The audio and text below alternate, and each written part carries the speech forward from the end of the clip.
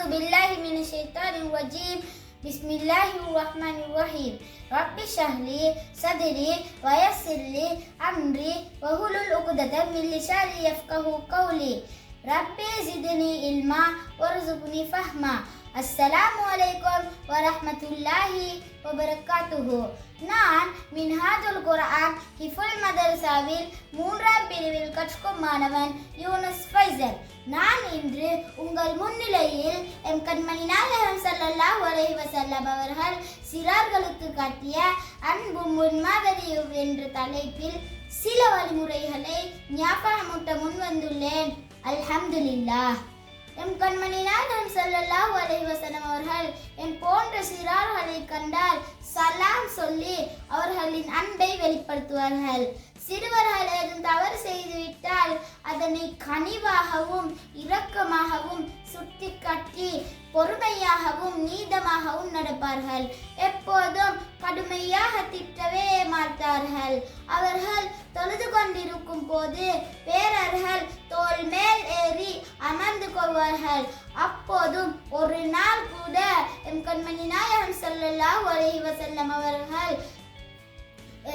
கோபப்பட்டதே இல்லை. சகோதரர்களே, எம் இஸ்லாம் மார்க்கத்தில் 2 விடயங்களை கட்டாயம் கவனம் செலுத்தும்படி எம் கண்மணி நாயகம் ஸல்லல்லாஹு அலைஹி வஸல்லம் அவர்கள் கூறியுள்ளார்கள்.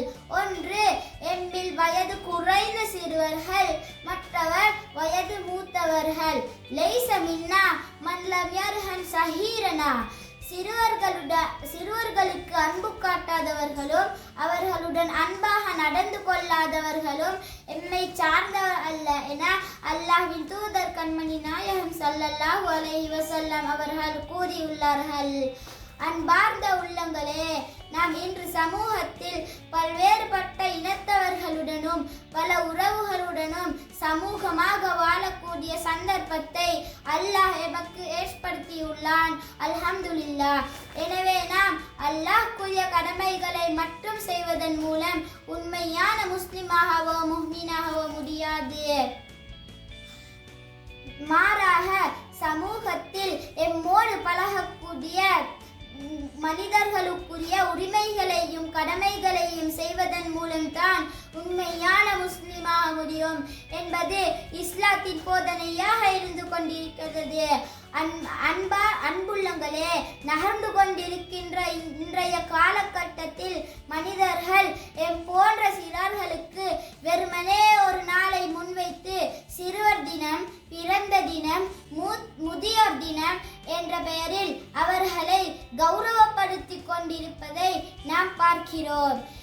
ஆனால் நபி அவர்கள் அப்படி சொல்லவில்லை சகோதரர்களே. மாற்றமாக எங்கள் வாழ்நாள் முழுவதும் சிறுவர்களை கண்ணியப்படுத்தி அவர்கள் மீது அன்பு காட்டி அவர்களின் ஆசைகளுக்கு மதிப்பளித்து தோழனாக தோள் கொடுத்தார்கள். எனவே நாம் ஐவேளை தொழுகையையும் தவறாது தொழுது வருவோம். அல் குர்ஆனை மனனமிடுவோம். பெற்றோரையும் மூத்தோரையும் கண்ணியப்படுத்துவோம். எல்லாம் வல்ல அல்லாஹ் எம்மை பொருந்திக் கொள்ளக்கூடிய முன்மாதிரியான அடியானாக வாழ்ந்து இறையீடு சேர எல்லாம் வல்ல அல்லாஹ் அருள் புரிவானாக. ஆமீன் யா ரப்பல் ஆலமீன். வ ஆகிர் தவானா அனில் ஹம்துலில்லாஹி ரப்பில் ஆலமீன்.